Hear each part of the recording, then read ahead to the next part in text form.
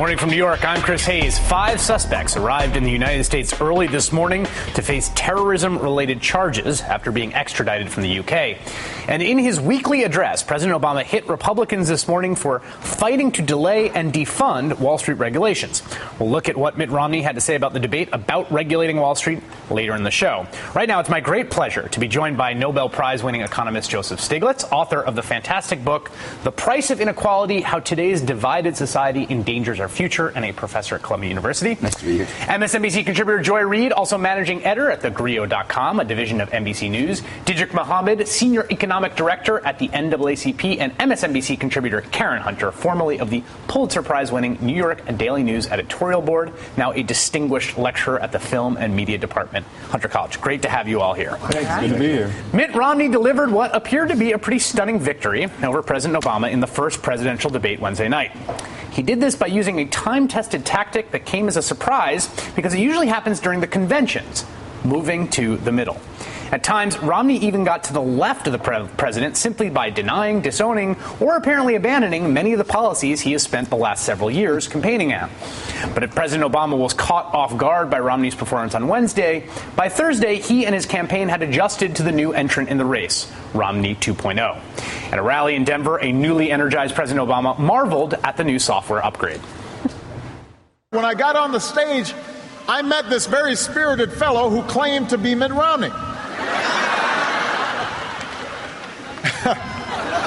But I know it couldn't have been Mitt Romney, because the real Mitt Romney's been running around the country for the last year promising $5 trillion in tax cuts that favor the wealthy, and yet the fellow on the stage last night, who looked like Mitt Romney, said he did not know anything about that.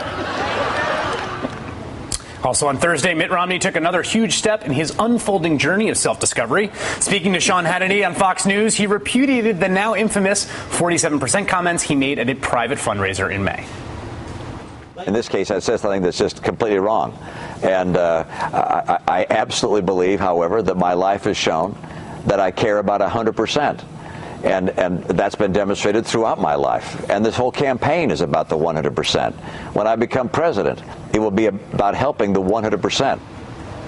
All right, 100%. We're all in on the 100%. Well, first, let me throw it open to you guys. I mean, we've been chewing over the debate performance. I think my own take that the president did not perform well in the debate. That's a real novel take on my part. That's what you tune in for at home. But I don't think he performed as catastrophically poorly as other people seem to think he did. That's more or less where I'm at. Maybe that's not great incitement for real hot talk, but no, I agree with you, and I think that you and I might be the only two people who feel that way. I mean, I felt like it was the Goldilocks debate, right? I thought Mitt Romney was too hot, Barack Obama was too cold, but I don't think that Barack Obama sort of splattered on the canvas. I mean, I think he did okay, and he was very sort of methodical and professorial, which is the way he actually is. So he came across the way people understand him to be, without the sense of humor that he tends to show sometimes in public. But I thought Mitt Romney was too aggressive with the moderator. I thought he came across a little bit like a bully, and the only takeaway that most people got from the whole debate was Big Bird. Yep. So usually in marketing, that is a fail. Well, I would disagree in that. I don't think Mitt Romney was too aggressive. Yeah, I think Mitt Romney played it very well for himself. There was space through the moderator to really just let the people on stage talk, and he was willing at every opportunity to get in that extra comment and to almost always, even as explaining his own policy, attack Obama the entire time. I don't think Obama did anything catastrophic. He really made any big mistakes. He just wasn't as on, and Romney really was. Yeah, and I think as a professor, I sort of thought it was sort of nice that we having this wonkish debate with numbers and all that. Yeah. I only wish the numbers were a little bit more accurate. Right. Well, that's part of the problem, well, right? Well, I even found myself, I mean, as someone who, this is my job, is to moderate conversations, and also I spent a lot of time thinking about this stuff. There are several points in the debate where I was like, I'm lost. Yeah. Like, I am lost. I am right now lost, and this is all I do for a living, day in and day out and at night, is look at these numbers. And I'm like, where are we in the... Yeah. Well, I actually thought it was very strategic on the part of the president. We have 2 more of these, right? And we know we're a very microwave society. We only remember what the last thing is said. So he played it out, I think, perfectly. He did the art of war thing, right? What does it say? All war is based on deception. When we're able to attack, we must seem unable. So I think he was. No, I'm serious. No, I know. I'm glad you're. This is so. No, I have encountered. I had a little bit of the same. Thank you. Same that what we'll see in the next two debates, right. But certainly having Romney commit himself to be in favor of regulation. Not to want to cut taxes. Cut taxes for the top. You know, these are steps in the right direction if he actually lives by that. Not just that, but the president was able to capitalize the very next day. There were ads the very next day using those lies that were told in that debate, and it's just like a transcript. We read these things, so when we're reading them, we see lie. We're not looking at. But there were a few moments. There are some people who say this is strategic, and actually, one of the things I think that's interesting in understanding the debate is the continuity of it. I mean, we keep being surprised by who Barack Obama is when he's just been the same the whole time, which is that every time he doesn't fight hard enough, people are like, why isn't he fighting? It's like, that's right. Look, watch this tape that our producers put together of critiques of Barack Obama's debate performance in the past. This was not last night's debate. Take a look. A lot of the pundits are saying this was not a very strong performance last night for Barack Obama. Hillary Clinton is running as the tough fighter. And if Obama doesn't show Democrats that he can be a tough fighter against the Republican attack machine, so-called, but in fact it is, then Democrats are going to pull back from him. Subpar performance in the debate by Senator Obama and a great performance by Senator Clinton. I think they saw that John McCain is the tough guy and that Barack Obama is the cerebral guy. He seemed to lose control of the economic topic. John McCain clearly won this battle on points. So this is every time. And I actually thought that he was, during the primary, he was a subpar debater. In fact, there were debate after debate in which he wouldn't throw the punch, and this was the big. Well, I think part of the issue too is Romney has been making so many big mistakes and has been so underperforming. I think a lot of us just forgot that he actually can say coherent things, that he actually can be good at debates, and forgot that President Obama's campaign has been so on. We just assumed that everything President Obama is going to do is going to be at absolute perfection level. But this is where the kind of film clips that you have can be very useful, because we can have pictures of Romney saying the 47%, now the 100%, that I'm against regulation and I'm for regulation. And when you put those clips together like you just did, it really comes out very powerful. You can't control the environment in the way that you could before. No, and we remember with Hillary Clinton, they were saying that Obama didn't look up, President Obama didn't look up, but he didn't look up in the debate against Hillary Clinton. When he said, you're likable enough, right? I mean, but that is who he is, and I think we are totally forgetting that. And not only that, but I think that we're also forgetting that both of these men, to your point, they were who they always have been. Even in governing, Barack Obama has infuriated his own base because of this perception that he never fights hard enough, that he's not a confrontational person. This is a recurring theme. It's a recurring theme, but also with Mitt Romney, the recurring theme among Republicans, and the reason he doesn't have a lot of friends in that party,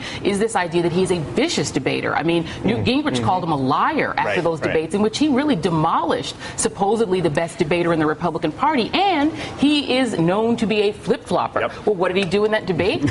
He flip-flopped. So everyone played to type. That's really, and Diedrich's point, I think, is really smart about Mitt Romney, in some ways, was the beneficiary of lowered expectations and the beneficiary of the success of the Obama campaign as painting him as a caricature of a buffoonish plutocrat. And it was very similar, I think, to John Kerry in 2004, which was that by the time John Kerry took that debate stage, the Bush campaign had done such a good job of making this guy seem like a ridiculous figure. This windsurfing, flip-flopping, fancy boy who's got 5 houses. And then he came out, it's like, oh, right, this is a smart, competent individual who spent his life in the United States Senate. And it was the same thing with Mitt Romney. It was like a reminder that, like, for all the caricature and for all the reason I think he'd make a terrible president, like, the guy is not an idiot and a buffoon. Like, he is competent enough to show up at a debate, prep himself, attack, do all the kind of basic rudiments of politics. But as Joanne mentioned, the big takeaway from this was Big Bird. Big Bird has a Twitter account that's, Seed's probably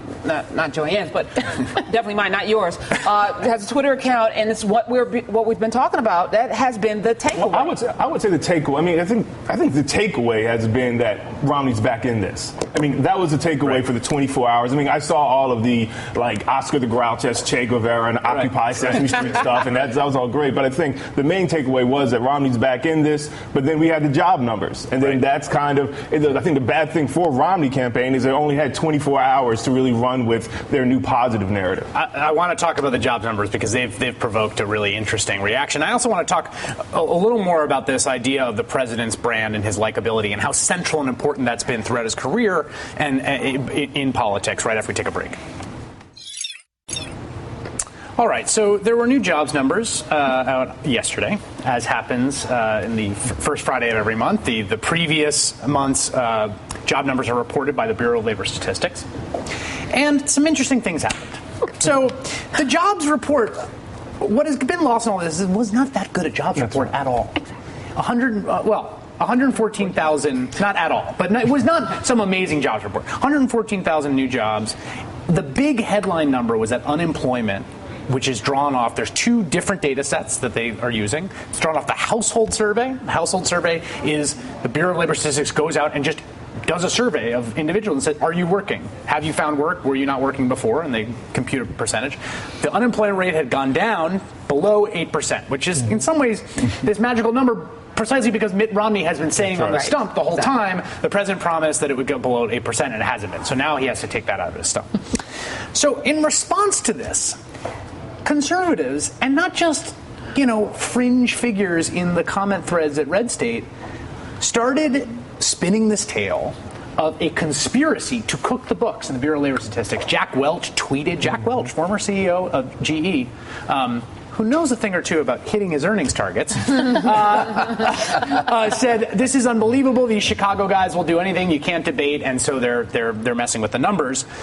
Steve Forbes, former GOP presidential candidate, wealthy man himself, retweeted it and said Jack is right. And then there was this entire universe. I even joked about it, and I was getting responses on Twitter all day from conservatives who were like, you're out of your mind if you don't think that these numbers were cooked.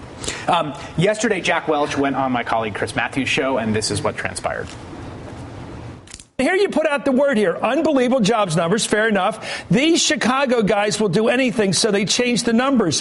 What evidence do you have that they got to the BLS? The Chicago guys got to the Bureau of Labor Statistics and jimmied these numbers by 0.3%, as you put it. I have no evidence to prove that. I just raised the question. You came out this morning and asserted not a question mark or a question or a concern about a coincidence. You say these Chicago guys will do anything, so they changed the numbers. Do you want to take that back? No, this is an assertion that there was jimming with these numbers. There was corruption here, an infiltration or getting to the. It's not funny, Jack. You're talking about the President of the United States playing with the Bureau of Labor Statistics numbers. This is Nixon stuff. This is what Nixon did back in the old days. Chris, he accused him of doing this. Chris, don't lose it now. I'm not losing it. Look at my face. I'm not losing it. I can't see. I wonder if you're Jack. Do you want to take back the charge? No, I don't want to take corruption here. I don't want to take back one word in that tweet. I want to make a joke about thank you to Comcast for buying us to make that exchange possible. That was a great exchange, and I am sort of amazed by this spectacle. I mean, it's just an implausible idea that and you've worked in the government. You worked in the White House under Clinton. It's absurd. Yeah, explain to us why, but walk us through. I mean, we shouldn't have to debunk this, but walk us through why it's not credible or possible or plausible that these numbers were jimmied. Well, let me give you a story that sort of illustrates why it's so implausible. Back when President Clinton was running for his second term, the Bureau of Labor Statistics and Bureau of Economic Affairs that comes out with the GDP number, we're changing the way we measure GDP growth. Okay? And they were going to something that is a technical term called chain-weighted GDP. Sure. Yeah. And the result of going to chain-weighted GDP was that the GDP number would be lower than in the old methodology. The president was furious because everyone wants a good growth number. Sure. They were coming up with a number that was lower. He said, "Can't you stop this? Can't you, tell them to wait until after the election?" We said, "No, they're independent agencies. We can't touch them. What we can do is try to explain what the numbers are, how they're derived, what is chain weighted do. And the president then went on a campaign to try to explain what chain weighted. Oh, the infamous chain weighted explanation tour. I remember that. That's a high point of the presidency. But the point is, no president, maybe except Nixon, would actually try to change what the Bureau of Labor Statistics does or the BEA does. These are really independent statistical agencies, and the idea that they would do that is, as I say, literally absurd. In fact, BLS is headed by a political appointee, but there is no political appointee in that position. It's actually vacant, and it's right now headed up by an interim head who is himself a career BLS person. So there's not even a political appointee heading up BLS. But the history and the culture of these independent agencies is extraordinarily strong. Yeah. And it goes throughout I would say it goes through the Council of Economic Advisors, which is politically appointed in a sense. It's Senate confirmed. We felt absolutely, very strongly, and I think this is bipartisan, that you don't monkey with the numbers, because that would destroy your credibility. Yeah. And the one thing that we still have is credibility in the numbers. I mean, the one thing under President Reagan, they couldn't jimmy with the poverty numbers, so they wanted to stop collecting the numbers. So that's one thing. You can stop collecting the numbers, but you don't monkey with the numbers. Right. I want to talk about the implications of this, because to me this gets at a real core issue about the way our politics are waged and just the way that our citizenry feel about the pillar institutions, which is that this fundamental link of trust is being torn asunder. And the question is whether you can engage in just democratic political debates when that is the ubiquitous feeling of so many in the country right after this. Campaign. We're talking about the conspiracy theory that has been floating around yesterday in response to the jobs numbers, that the Obama campaign has somehow manipulated these jobs numbers to get the president elected. I joked yesterday that this was classic Barack Obama, not even jimmying the numbers aggressily. That's right. He does it as a sort of half measure. But he finally gets tough and does the Chicago way, and he comes up with 114,000 new jobs. Well, this would be too obvious. Yeah, that's right. But tell me about, how does this affect the way that we conduct policy in this country? If people do lose trust, if we do get to a point where you don't think the numbers are trustable, right? And I can imagine. I got to say here, I think the incentives are very different on the left and right. I think that everybody has that impulse to distrust the other party, right? I mean, if the Bush administration said something was so, I learned to not think that it was necessarily so, and to exercise skepticism.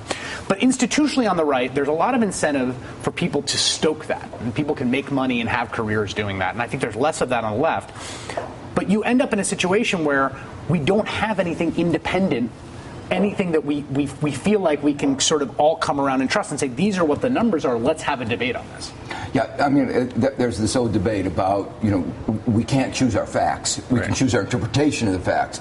And what they're trying to move is to a direction where we get to choose our facts. Right. There are other countries where this has become a problem. It's a huge problem. Yes. In Argentina, where there's been a big debate about what the actual inflation rate is, and that really has been corrosive, because businesses have to make decisions. Workers, when they're trying to decide what is a reasonable wage increase, they have to know what is the adjustment for inflation. So it is very corrosive, you might say, to driving the economy, to steering the economy. If you can't actually trust the numbers. If you can't trust the numbers. And let me make this point as a sort of devil's advocate for people expressing skepticism on the right about these numbers. The number of new jobs found in the household survey, not the headline number of 114,000, which over 800,000 new jobs, which is very high. It's an anomalous number.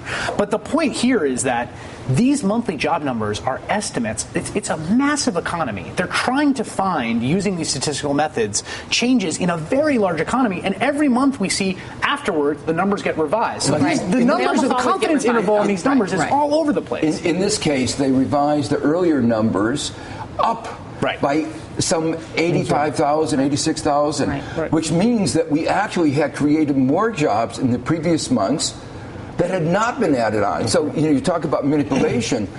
If they wanted, they should have increased that number by that amount, And that would have even been more accurate. But they didn't do that because that's the best estimate that they had at the moment. Right. And if you also look to the ADP survey that comes out a little bit before the jobs numbers usually come out, it's almost always more jobs than what you end up getting in the Bureau of Labor Statistics. So there's always questions about the different methodologies of figuring this out. But I think that what's actually more sort of pressing for what you were talking about, Chris, in terms of our politics, back when Bush was in office, when the left wanted to escape from the Bush administration, they watched The West Wing, right? They didn't actually stop believing that Bush was actually president or stop believing that any numbers were true or create their own polls in which John Kerry was up by 15 points. We've actually had the... There was a little bit of that. There was a little bit of that, if we're honest. Right. But I mean, the point is that the right, I think, has retreated into their own universe. They've created their own metrics of polling. They've retreated into a feel-good universe in which they are winning. They are the majority. Nothing is wrong. I mean, Barack Obama never was elected president. Acorn put him in there. I really think that is... I think that's a universal impulse, though. Yeah. The question is whether it's being cultivated or not. Yeah, but I just want to say one thing about the difficulties of figuring out how many jobs are really being created. Right. I mean, it's not an easy thing, as you were saying. One of the problems is that when you're turning the economy from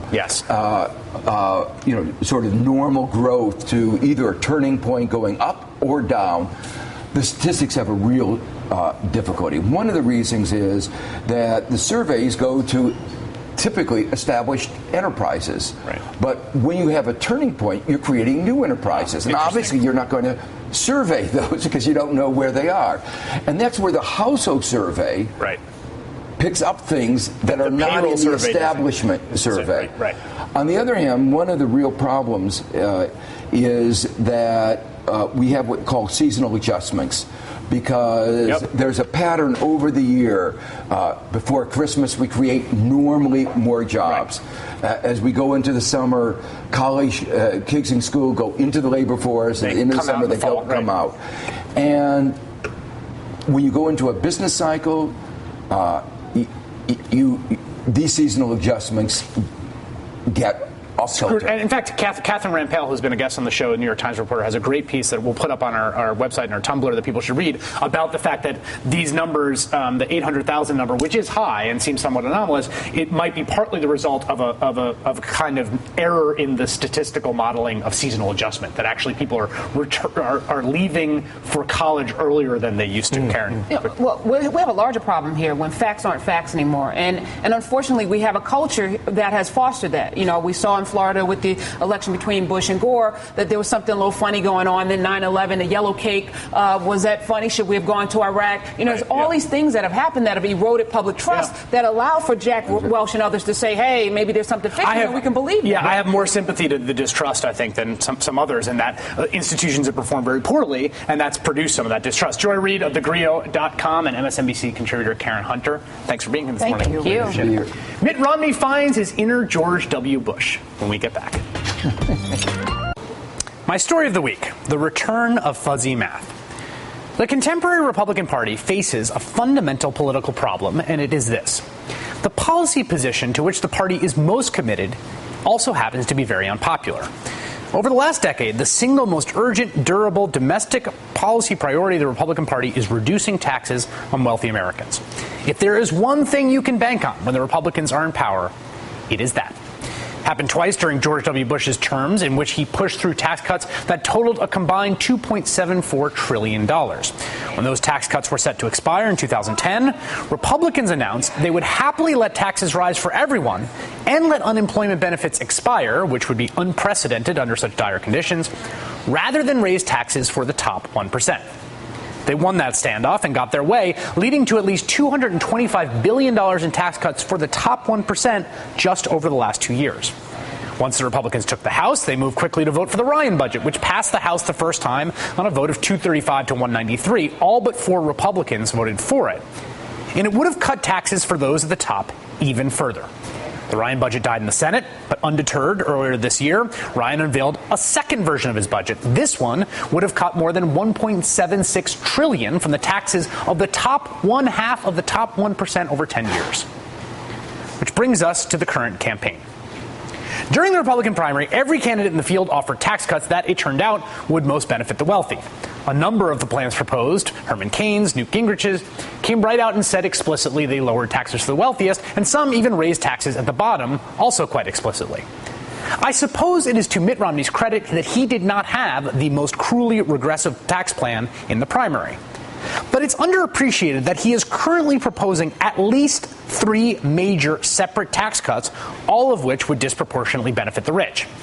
First, he's proposing that all of the Bush tax cuts be made permanent, which would mean a tax cut of $3 trillion for the wealthiest over just the next 10 years.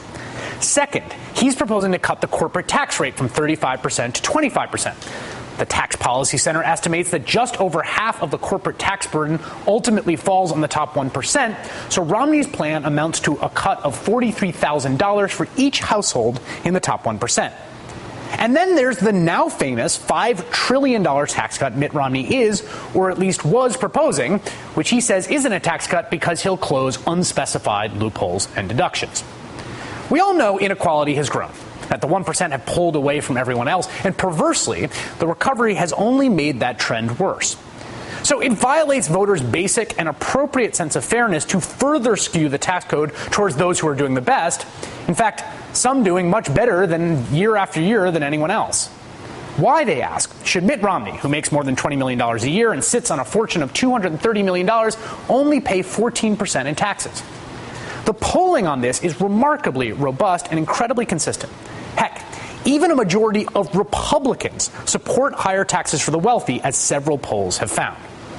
So if you're a Republican seeking the highest office in the land, you've got a real problem. On the one hand, you absolutely must advocate for and push through tax cuts for the wealthy, knowing full well the electorate as a whole does not like or want them. So what do? Well, up until this point, Mitt Romney has floundered a bit. But Wednesday at the debate, he fully embraced the very effective strategy used by the last man to successfully pull off this particular bait and switch: George W. Bush. The centerpiece of Bush's campaign was a large tax cut skewed heavily to the wealthy. But rather than defend this principle of tax cuts for the wealthy, he simply obfuscated and hand-waved and misled about his tax cuts' effects. Everybody who pays taxes ought to get tax relief. After my plan is in place, the wealthiest Americans will pay a higher percentage of taxes than they do today. And the poorest of Americans, 6 million families, 7 million people, won't pay any tax at all. Notice the sleight of hand. The wealthiest Americans will pay a higher percentage of taxes than they do today. Not a higher percentage of their income in taxes, since that would be an outright lie. This is a very common bit of conservative misdirection used to hide the distributional unfairness of the tax cuts they're proposing. For instance, even in Herman Cain's explicitly regressive world of a 999 flat tax, you can imagine that with enough concentration of income at the top, the wealthiest households would still pay a majority of total income tax revenue. That doesn't reflect how progressive or fair the taxation system is. It reflects just how unequal incomes are. Bush did it again in the next debate, too. Under my plan, if you make the wealthy people pay 62% of the taxes today. Afterwards, they pay 64%. This is a fair plan. You know why? Because the tax code is unfair for people at the bottom end of the economic ladder. If you're a single mother making $22,000 a year today, and you're trying to raise 2 children, for every additional dollar you earn, you pay a higher marginal rate on that dollar than someone making $200,000, and it's not right. At the time, this drove observers to distraction. Bush was running on a huge tax cut for the wealthy and refusing to admit he was running on a huge tax cut for the wealthy. Paul Krugman nearly broke his keyboard, writing column after column pointing this simple fact out. The big lesson of this year's campaign, he wrote, a lesson that we can be sure politicians will take to heart, is that a candidate can get away with saying things that are demonstrably untrue as long as the untruths involve big numbers. Romney has already embraced much of the substance of Bush's domestic policy, and now he's come around to fully embracing Bush's style to sell it. Confronted with his $5 trillion tax cut, which would skew towards the wealthy, Romney simply refused to own the consequences of his own proposal. And he used exactly the same share of taxes sleight of hand Bush got away with. I'm not going to reduce the share of taxes paid by high-income people. But Romney has an even more sophisticated game of three-card Monte than Bush had, with 3 principles that are impossible to satisfy together: lower tax rates for everyone, revenue neutrality, and taxes not being lowered on high-income people. But if you point to one of those cards, he waves at the other 2. We've seen this before, and a lot of good folks got fooled the first time. So it's all the more true that those reporting on this campaign have a duty to make sure voters are not fooled again. We can start by listening to Romney himself. We're going to cut taxes on everyone across the country by 20%, including the top 1%. That was Mitt Romney before he found his inner Bush. But hear me now. If Mitt Romney is elected president, taxes for the top 1% will be reduced. If I had Mitt Romney's money, I'd even bet $10,000 on it. We'll see whether Nobel Prize-winning economist Joseph Stiglitz or Romney advisor Avik Roy want to take that bet when we come back.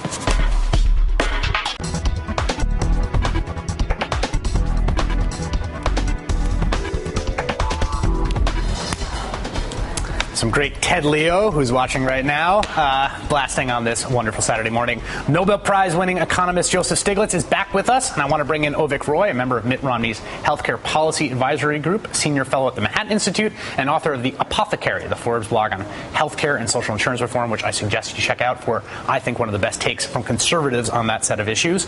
So, do you want to take the bet? Anyone want to take the bet? My bet here is that taxes for the 1%, the wealthiest 1% of households in a Mitt Romney administration will go down. Yeah, I'm not sure of that. So, I mean, I think some of the things that we've talked about and some things you talked about in your segment before, it's all about deductions, eliminating or limiting the deductions versus what you do to income tax rates. So there is a lot you can do with deductions, and the Tax Policy Center study, which gets a lot of play on this network and elsewhere, missed a few things. So there are other deductions that the TPC and Gail and the other co-authors of that study will even admit. You can get to revenue neutrality with the system that Romney's proposing, and that's what he insisted on the debate. And you can get there, though, with some real political costs, which is going after deductions that people really care about, right? I mean, you can do things to charitable deductions. And, in fact, the president, in his first budget, proposed capping charitable deductions. And what happened was the entire world of universities, nonprofit hospitals, Catholic charities, everyone else freaked the heck out, and it got killed, right? You can go after the mortgage deduction. Well, good luck. Go around America and tell everyone. It's worse than that, because, in fact, if you, right now with the property market as bad as it is, the real estate market as bad as it is, if you announce that you are going to get rid of the real estate deduction, the mortgage deductions, the real estate market would go down further. Yeah. I think most economists would think in the long run we ought to do it. Right. But we're not in the long run. We are where we are in an economic downturn. But take up your bet. The question is, you have three things that we've been talking about. Right. Raising enough revenue. Right. Maintaining a degree of progressivity in the tax structure, and trying to shape the tax system to promote growth, to promote other things that we think are really necessities. I don't think that we've heard any proposal from the Romney administration that would square these circles. You might do one or two of these, but not all three. In fact, I haven't heard anything that will really do the kinds of things that he says they'll do. And if I were to take up a bet, you look at where the Republican Party has been, as you said. I would if I had the money that Romney had, I would be willing to take a bet that, in fact, we will see lower taxes for the top. Let me just take one example that I think, I wish Romney would come out on this issue. Warren Buffett has said... I want you to hold the Warren Buffett anecdote for just a second, because I want to dive deeper into this right after we take a quick break.